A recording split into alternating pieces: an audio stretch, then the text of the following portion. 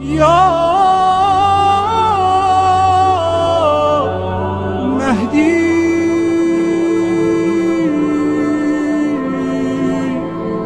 مددی۔ اعوذ باللہ من الشیطان الرجیم، بسم اللہ الرحمن الرحیم۔ تمام حمد و ثنا اس پروردگار عالم کے لیے ہے جو عالمین کا پالنے والا ہے۔ درود و سلام ہو محمد وآل محمد علیہ الصلاۃ والسلام پر۔ ناظرین اکرام، السلام علیکم ورحمۃ اللہ، خوش آمدید۔ استقبال کرتے ہیں آپ کا اس خاص پروگرام مہدویت میں کہ جس میں ہم امام آخر کے سلسلے سے گفتگو کر رہے ہیں، اور خاص مقصد اس پروگرام کا یہ ہے کہ ہمارے اندر جو محبت اور جو خلوص کا جو جذبہ ہے امام کو لے کر کے، اس میں اور زیادہ اضافہ ہوتا چلا جائے انشاءاللہ۔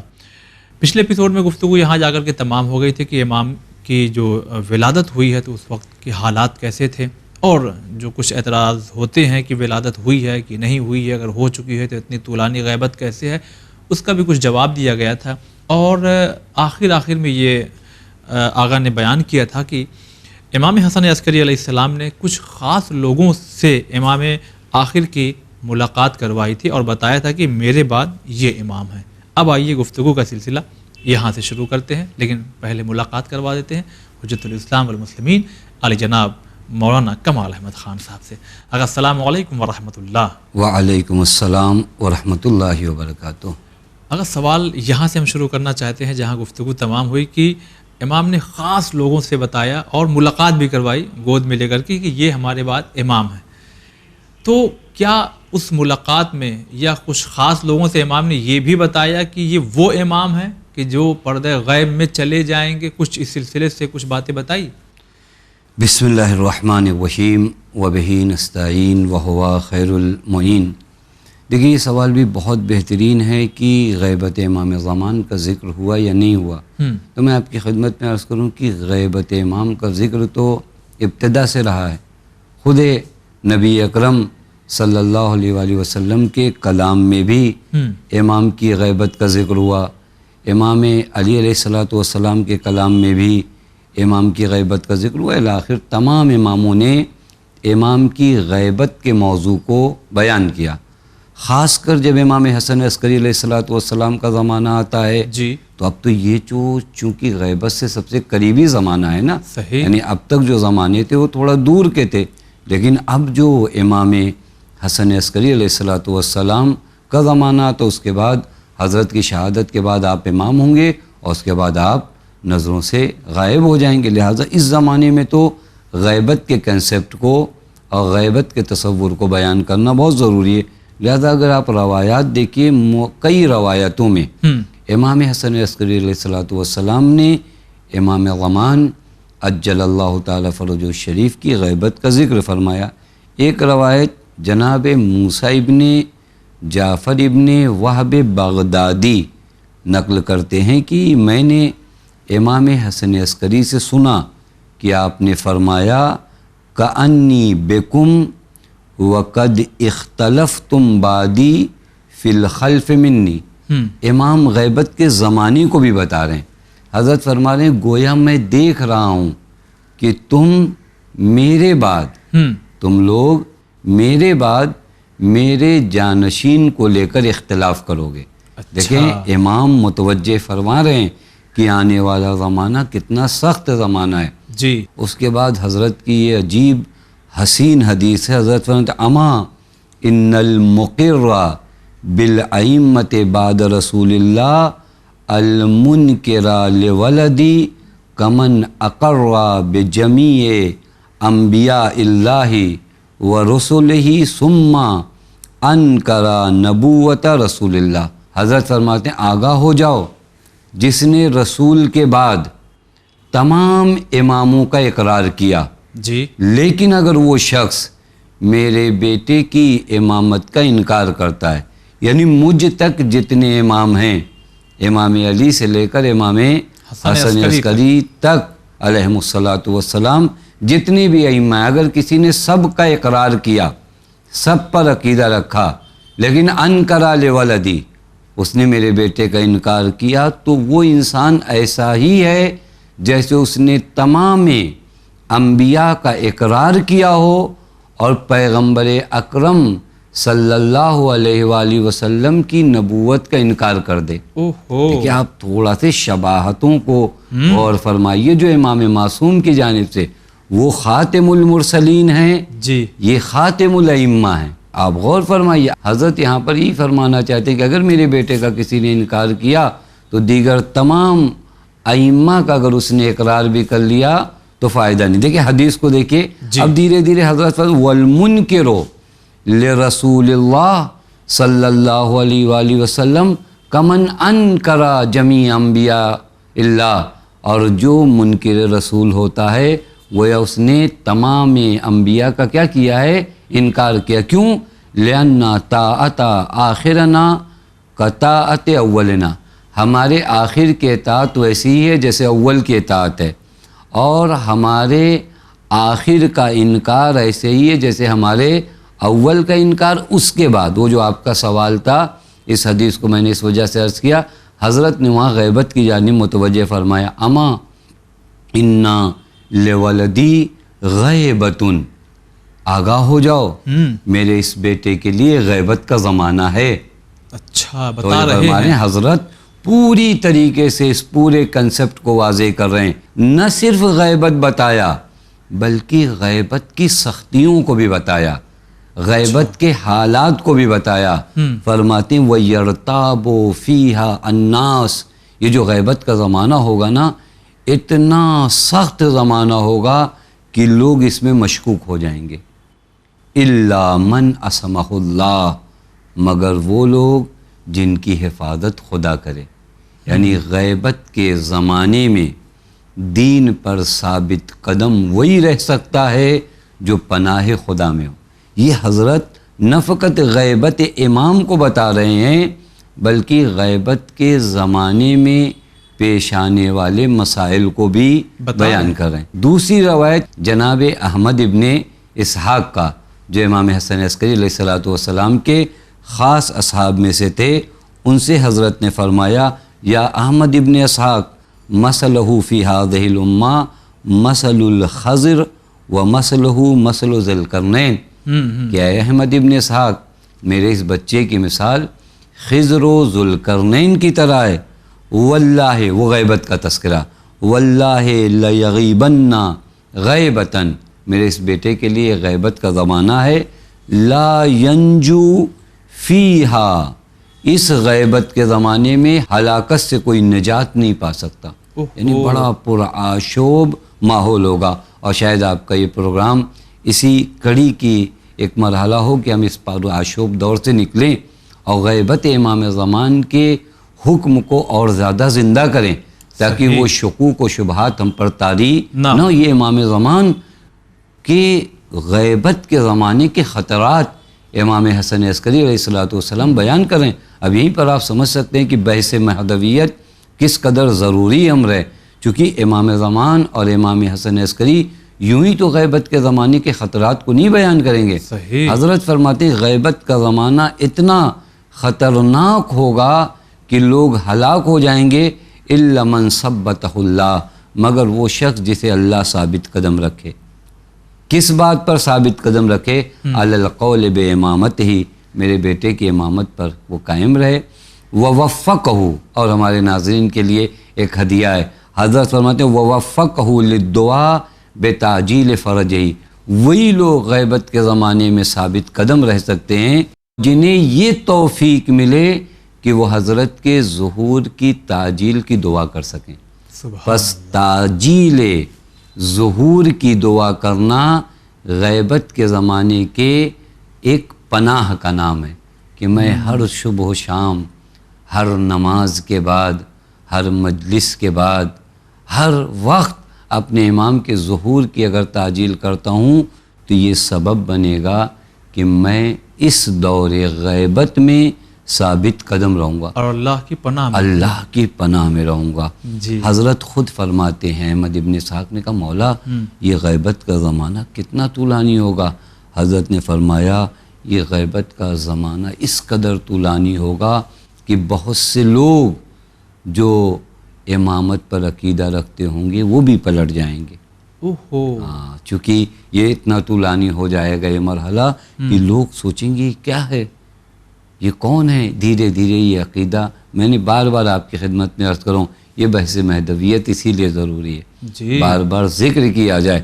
کہیں ایسا نہ ہو کہ غیبت کے طولانی زمانے میں اگر ہم اپنے وقت کے امام کا ذکر نہ کریں تو فراموشی ہو جائے، اور پھر دشمنوں کی جانب سے اور لوگوں کی جانب سے جو شکوک و شبہات لائے جائیں ہم ان کا شکار ہو جائیں. حضرت نے وہاں پر فرمایا ثابت قدم رہنا، چونکہ مسئلہ بڑا سخت ہے. لہذا اگر آپ غور فرمائیے تو غیبت کا ذکر امام حسن عسکری علیہ السلام کی زبان پر آیا، اور خود غیبت کے زمانے کی سختیاں بھی بتائیں، اور غیبت کے زمانے میں کیا کریں کہ امام زمان کی امامت کے عقیدے پہ ہم ثابت قدم رہیں، اسے بھی امام نے بتایا. اچھا آقا، ایک سوال اب ہم اس انداز سے کرنا چاہتے ہیں کہ رسالت مآب صلی اللہ علیہ وآلہ وسلم کے اس دنیا سے گزر جانے سے لے کر کے ہر امام کا دور بھی ایسا گزرا ہے کہ لوگوں کو معلوم ہے کہ اب ان کے بعد ہم کو ان کی طرف رجوع کرنا ہے. یعنی حضور کے بعد امام علی ہیں، امام علی بتا جا رہے ہیں امام حسن، اس طرح کا سلسلہ. لیکن جو باتیں آپ نے ہمارے ناظرین کو بتائی ہے امام وقت کو لے کر کے، کہ بس کچھ خاص لوگوں کو معلوم ہے کہ امام حسن عسکری علیہ السلام کے جانشین یہ ہیں، جو بہت ہی کم سین ہے، 4 سال 5 سال کے ہیں، اور ابھی حکومت بھی نہیں جانتی ہے کہ یہ لوگ ہیں، اور عوام بھی نہیں جانتی ہیں کہ یہ امام ہیں. تو اب امام حسن عسکری علیہ السلام کی جب شہادت ہوئی تو اس کے بعد کا ماجرا کیا ہے، لوگوں کے حالات کیسے ہیں؟ کیونکہ ہر انسان کے ذہن میں ہے کہ ان کے بعد کوئی نہ کوئی امام ہے. میں دیکھ رہا تھا تاریخ کی کتابوں میں ملتا ہے کہ امام حسن عسکری علیہ السلام کی شہادت کے فوراً بعد حضرت کے گھر کی تفتیش شروع ہوئی. یعنی حکومت وقت کی جانب سے گویا چھاپا مارا گیا کہ تلاش کیا جائے کہ کہیں وہ بچہ، چونکہ پہلے ہی سے یہ امکان ان لوگوں کو تھا کہیں اس بچے کو گھر میں تو نہیں چھپا رکھا ہے. لہٰذا پورے گھر کی تلاشی لی گئی، مگر نہیں ملے حضرت. یہ حکومت وقت مایوس ہوئی. توجہ فرما لیں، یہ وہ ماجرا تھا، بہت سخت ماجرا تھا کہ آپ واقعی غور کر سکتے ہیں اور ہمارے ائمہ کی مظلومیت کو بھی درک کر سکتے ہیں کہ کسی کے گھر میں اگر موت واقع ہو جائے تو لوگ تسلی و تشفی کے لیے جاتے ہیں. یہ امام حسن عسکری علیہ السلام کا گھر ہے جہاں ظالموں نے تفتیش کے لیے مامور بھیجے. آپ یہاں پر ائمہ کی مظلومیت کو سمجھ سکتے ہیں. یہ ماجرا پیش آیا. اس کے بعد ایک چیز جو میں ناظرین کی خدمت میں عرض کروں گا، ہم سب اس بات کو جانتے ہیں، ہمارے ناظرین بھی جانتے ہیں کہ امام کی نماز امام ہی پڑھاتا ہے. لہٰذا اب اگر آپ آئیے امام حسن عسکری کی شہادت کے بعد کے مناظر دیکھیے تو میں ایک روایت فقط نقل کروں کہ حالات کس طرح کے تھے. ایک شخص ہیں جن کا نام ابو الادیان ہے.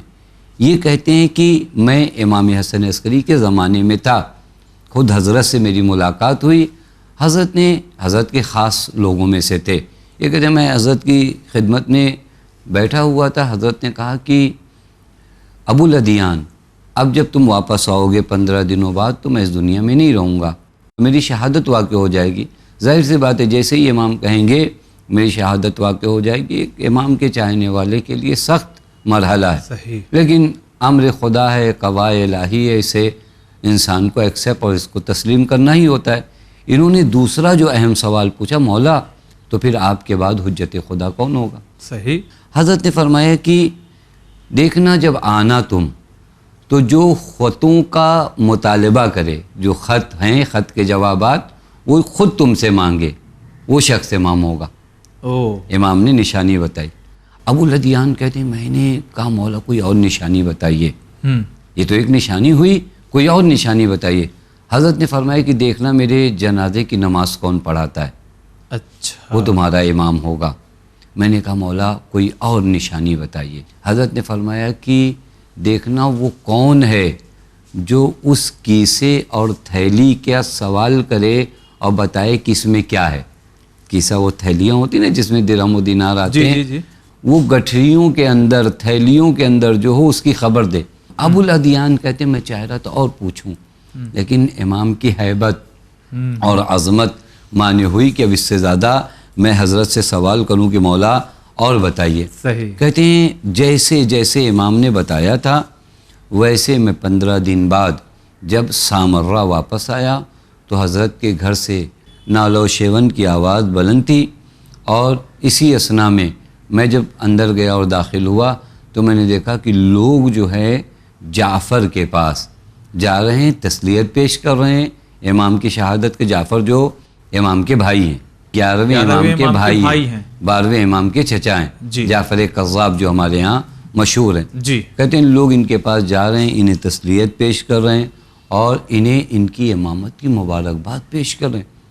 ابو الادیان کہتے ہیں میں نے جب اس منظر کو دیکھا کہ میں تو جعفر کو بہت اچھی سے پہچانتا تھا، میں نے کہا اگر امام یہ ہیں تو عقیدہ امامتی باطل ہے، کیونکہ میں جعفر کو اچھی طرح جانتا ہوں کہ یہ کس کردار کا مالک ہے۔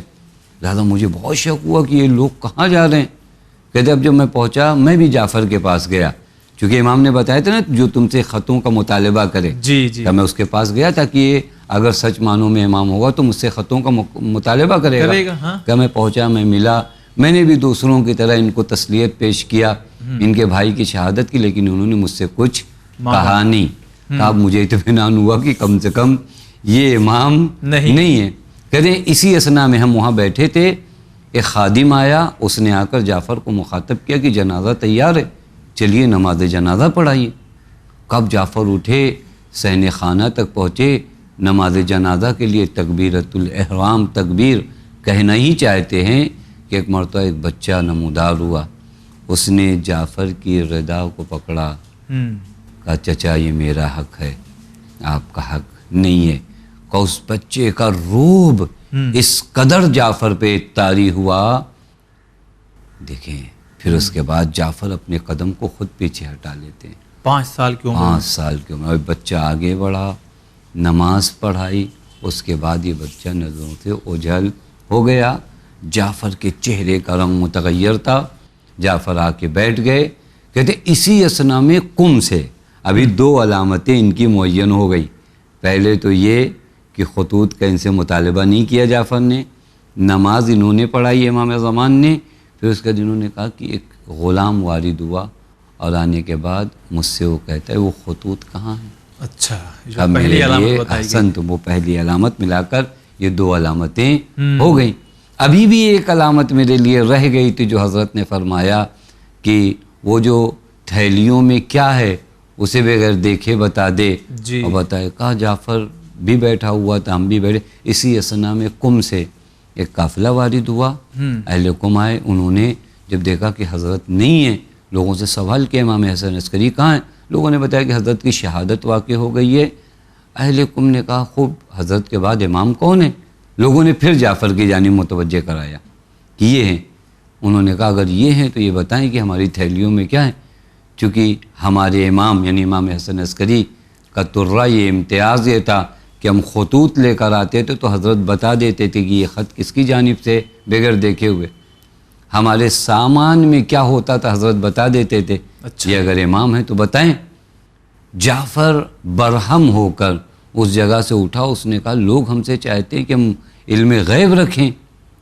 اچھا یہ ایسے ہیں کہ یہ کہہ بھی نہیں رہے کہ ہم امام نہیں ہیں۔ احسن، تو مسئلہ یہی ہے کہ آپ غور کریے کہ اگر آپ یہاں پر کھڑے ہوئیے، قیام کیجئے۔ میں بعض جگہوں پہ روایات دیکھ رہا تھا، چھٹے امام کے زمانے میں امام کے چچا ہیں یا بعض زمانوں میں اور ائمہ کے چچا ہیں، ان کے اوپر جب لوگوں نے کہا کہ تم اپنے اس چھوٹے بچے کو سلام کرتے ہو، حتیٰ امام جواد کے زمانے میں، تو انہوں نے کہا یہ چھوٹا بچہ کہاں ہے؟ مجھ جیسے سفید داڑھی کو اللہ نے لائق امامت نہیں سمجھا، اور اس چھوٹے بچے کو، یہ اتنی شجاعت آدمی میں ہو۔ لیکن جعفر کے اوپر حکومت وقت بھی کام کر رہی تھی، انہیں بھی شوق تھا، یہ سارے مرحلے جو ہے، یہ دیکھیے مرحلہ کتنا سخت ہوتا ہے، تھوڑا غور کرنے کا مقام ہے۔ کہتے ہیں وہ قم والوں نے جب پوچھا تو یہ جواب نہ دے سکے۔ اسی اثنا میں ایک غلام آیا، اس نے کہا کہ یہ خط ان کے ہیں، یہ خط ان کے ہیں، یہ خط ان کے ہیں۔ امام زمان نہیں ہے وہ غلام، جو امام زمان کو تمام خطوط کی نشاندہی کرانے کے بعد کہتا ہے وہ تمہارے کیسے میں اور تھیلی میں 10,000 دینار ہیں، جن میں سے 5 یا 10 دینار، یہ تردید میری جانب سے، 10 دینار غالباً کا 10 دینار ایسے ہیں جن پر سونے کا پانی چڑھایا گیا ہے، وہ نقلی ہیں۔ یعنی اتنی جزئیات بتایا۔ 10,000 دینار ہیں، ان 10,000 دینار میں جو 10 دینار ہیں وہ نقلی، یعنی ان کے اوپر سونے کا پانی چڑھایا گیا۔ اہل قم نے کہا خدا کی قسم جس نے تمہیں بھیجا ہے وہی ہمارا امام ہے اور وہی حجت خدا ہے. لہٰذا آپ دیکھ رہے ہیں ماجر امام کی شہادت کے بعد کیسے سخت ہیں.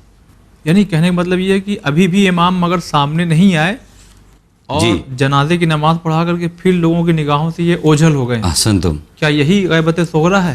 نہیں، یہ ابھی غیبت صغریٰ اس کے بعد شروع ہو جائے گی انشاءاللہ، بیان کریں گے. لیکن ابھی بھی امام لوگوں کی نظروں کے سامنے نہیں ہے کیونکہ جان کو خطرہ ہے.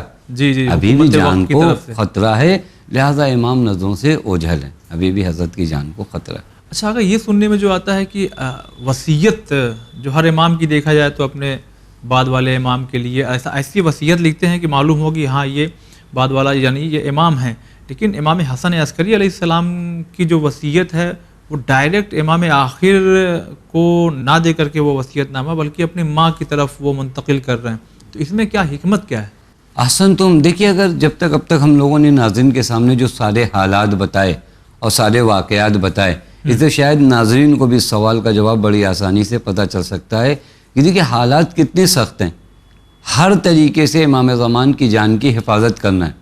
وصیت میں اگر معین کر دیا جائے کہ میرے بعد یہ میرے چیزوں کے مالک اور یہ ذمہ دار یہ ہیں، تو پھر یہ تو منافات ہے. یعنی اب تک جس امام کی حفاظت کے لیے آپ نے جن کو چھپایا، وصیت میں آ کر ان کے نام کو اجاگر کر دیں. صحیح. تو یہ کام تو نہیں کر سکتے نا. اب یہاں طریقہ کیا بنتا ہے کہ آ کر اپنی والدہ کے نام وصیت کریں تاکہ حضرت کی جان کی حفاظت ہو سکے. اور میں آپ کی خدمت میں عرض کروں، بڑا دلچسپ سوال آپ نے پوچھا ہے. یہ پہلی مرتبہ نہیں ہوا ہے اچھا کہ ایک امام نے وصیت کی ہو اور اس وصیت میں امام کا ذکر نہ کیا ہو. امام جعفر صادق علیہ السلام کا زمانہ ہے. اس زمانے میں امام موسیٰ کاظم علیہ السلام کی جان کو بڑا سخت خطرہ ہے. جی تو جو فرما رہے ہیں یہ پورا واقعہ اگر آپ وہاں سے دیکھیے، امام کی جان کو بہت زیادہ سخت خطرہ ہے. لہٰذا اس وقت جب منصور دوانقی کا زمانہ ہے اور منصور دوانقی کو خبر دی گئی کہ امام جعفر صادق علیہ السلام کی شہادت ہو گئی ہے، تو اس نے کہا یہ دیکھو کہ امام نے اپنا وصی کس کو بنایا ہے، جسے بھی وصی بنایا اس کے سر کو قلم کر دو فوراً. یہ احسن تو یہ دستور آیا منصور دوانقی کا مدینے کے حاکم کے نام کہ جسے بھی امام جعفر صادق علیہ السلام نے کیا بنایا ہے، وصی بنایا، اس کا سر قلم کر دو. اب جب یہ نامہ اور یہ خط منصور دوانقی کا مدینے کے حاکم کو پہنچا تو اس نے منصور دوانقی کو خط لکھا کہ میں نے امام جعفر صادق علیہ السلام کا وصیت نامہ پڑھا ہے، اس میں حضرت نے 5 افراد کو وصی بنایا ہے، ان میں سے پہلا نام آپ کا ہے. ارے یعنی الٹا ہو گیا. حسن تم اس میں سے پہلا نام جو ہے آپ کا ہے. 5 افراد کو امام جعفر صادق علیہ السلام نے وصی بنایا ہے. منصور دوانقی پہلا نام، دوسرا نام محمد ابن سلیمان جو خود مدینے کا حاکم ہے. اچھا. ایک منصور دوانقی تمام مملکت کا حاکم، دوسرا مدینے کا حاکم، تیسرے مرحلے پر عبداللہ ابن جعفر ہیں جو امام کاظم کے بڑے بھائی ہیں، چوتھے مرحلے پر امام موسیٰ ابن جعفر ہیں. اچھا. پھر اس کے بعد حمیدہ خاتون جو حضرت کی زوجہ ہیں. یعنی ان 5 لوگوں کو وصی بنایا. اب حاکم مدینہ نے منصور دوانقی کو خط لکھا، بتائیے ان میں سے کس کا قتل کیا جائے.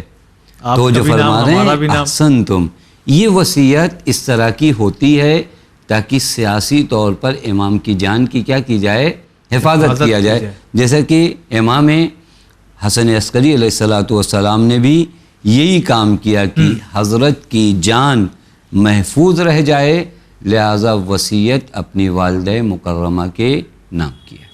جی اگر بہت شکریہ ادا کرتے ہیں. ایک سوال جو عموماً بہت سے لوگوں کے ذہنوں میں پیدا ہوتے ہیں اور خاص کر جو تھوڑا سادہ مزاج ہوتے ہیں کہ ایک چھوٹا سا بچہ 5 سال کا بچہ اور اتنے بڑے عہدے پر امامت کے فائز ہو جائے، یہ کیسے ممکن ہو سکتا ہے؟ احسن تم، یہ سوال بھی بہت اچھا ہے. پہلی چیز میں آپ کی خدمت میں عرض کروں کہ منصب امامت پر فائز کون کرتا ہے؟ جی آیا یہ میرے اختیار میں ہے یا پوری دنیا کے اختیار میں ہے، یا منصب امامت پر فائز کرنے کا حق فقط خدا کو؟ آپ جا کر قرآن کریم سے پوچھیے. قرآن کہتا ہے یہ حق صرف پروردگار عالم کو ہے۔ جی قرآن کی کئی آیات ہیں، سورہ سجدہ آیت نمبر 24 میں قرآن کہتا ہے وَجَعَلْنَا مِنْهُمْ أَئِمَّةً يَهْدُونَ بِأَمْرِنَا لَمَّا صَبَرُوا وَكَانُوا بِآيَاتِنَا يُوقِنُونَ۔ امامت کا حق ہمیں حاصل ہے کہ ہم کسے فائز کریں گے۔ اِنِّی جَاعِلُکَ لِلنَّاسِ اماما، ہم آپ کو لوگوں کا امام قرار دے رہے ہیں، بس پہلے یہ طے ہو جائے کہ منصب امامت پر فائز کون کرتا ہے؟ خدا کرتا ہے، خدا کرتا صحیح ہے جی۔ اب مجھے وہ لوگ جن کے ذہن میں آتا ہے کہ 5 سال کا بچہ کیسے ممکن ہے کہ وہ امام وقت بن سکے، تو کیا انہیں قدرت خدا پہ شک ہے؟ پہلا سوال یہ۔ بظاہر ایسا ہی لگتا احسن ہے۔ تم، چونکہ اگر خدا امام بناتا ہے تو خدا اگر چاہے تو 5 سال کے بچے میں وہ صلاحیت اور استعداد ہو سکتی ہے جو 100 سال کے بوڑھے میں نہیں آ سکتی۔ جی یہ پہلا مرحلہ ہے۔ اس کے بعد جو لوگ اس طرح کا سوال کرتے ہیں ان سے سوال کیا جائے، یہ پہلے ولی خدا تو نہیں ہے جو 5 سال کی عمر میں منصب امامت پہ فائز ہوئے۔ آپ قرآن آ کر دیکھیں، قرآن 2 نبیوں کا ذکر کرتا ہے جن 2 نبیوں کو منصب نبوت دیا گیا، کب؟ جب وہ بچے تھے۔ قرآن کریم وہ مشہور آیت ہے، جب آپ ہمارے ناظرین بھی اس منظر کو جانتے ہیں، جب جناب مریم علیہ السلام آئی ہیں اور آغوش میں جناب عیسیٰ ہیں، تو لوگوں نے سوال کرنا شروع کیا کہ یہ کون ہے، اور ادھر سے جناب مریم کو چپ رہنے کا حکم بھی دیا گیا ہے۔ جی جی۔ اب یہاں پر جناب مریم کو حکم دیا گیا کہ تم اسی بچے کی جانب متوجہ کرا دینا، یہ تمہاری عصمت کی گواہی دے گا۔ قرآن اس منظر کو کیسے نقل کرتا ہے؟ فَأَشَارَتْ إِلَيْهِ، جناب مریم نے اشارہ کر دیا۔ جب ان لوگوں نے بہتان تراشیاں اور الزام تراشیاں شروع کی، فَأَشَارَتْ إِلَيْهِ، اس بچے کی جانب اشارہ کیا۔ ان لوگوں نے کہا قَالُوا كَيْفَ نُكَلِّمُ مَنْ كَانَ فِي الْمَهْدِ صَبِيًّا، ہم کیسے اس بچے سے بات کریں جو ابھی بچہ ہے، آغوش میں ہے، جھولے میں۔ فوراً جناب عیسیٰ نے کیا فرمایا؟ قال انی عبد اللہ، میں خدا کا بندہ ہوں، آتانی الکتاب وجعلنی نبیا، اللہ نے مجھے کتاب عطا کیا اور نبی قرار دیا۔ اب دیکھیے وہ جو ابھی ماں کی آغوش میں ہے وہ آ کر اعلان کرتا آتانی الکتاب وجعلنی نبیا، خدا کی قدرت ہے۔ اس کے بعد یہ لوگ آ کر قرآن کی سائے کریمہ کو بھی دیکھیں، جہاں پر قرآن واضح لفظوں میں ارشاد فرماتا ہے یا یحییٰ خذ الکتاب بقوہ، اے یحییٰ اس کتاب کے حکم کو مضبوطی سے پڑھو۔ پھر قرآن کہتا ہے وَآتَيْنَاهُ الْحُكْمَ صَبِيًّا، اور ہم نے حکم عطا کیا یحییٰ کو جبکہ وہ بچے تھے، بس مضبوطی سے اس حکم کو پکڑو۔ اور ہم نے جناب یحییٰ کو کیا کیا ہے؟ اس وقت حکم دیا جب وہ بچے تھے۔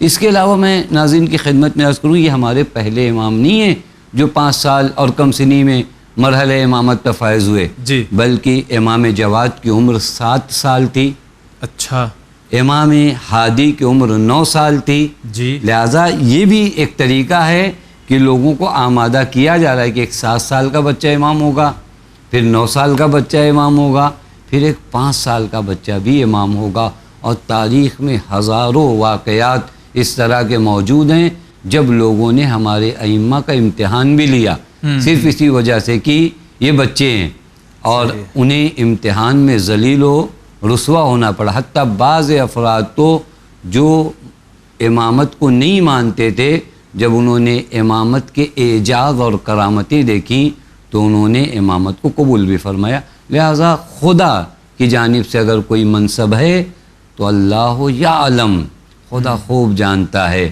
کہ اپنے منصب کو کہاں رکھنا ہے۔ یہ منصب امامت من جانب الناس نہیں ہے، من جانب اللہ ہے، اور خدا خوب جانتا ہے کس کے اندر کیا لیاقت ہے۔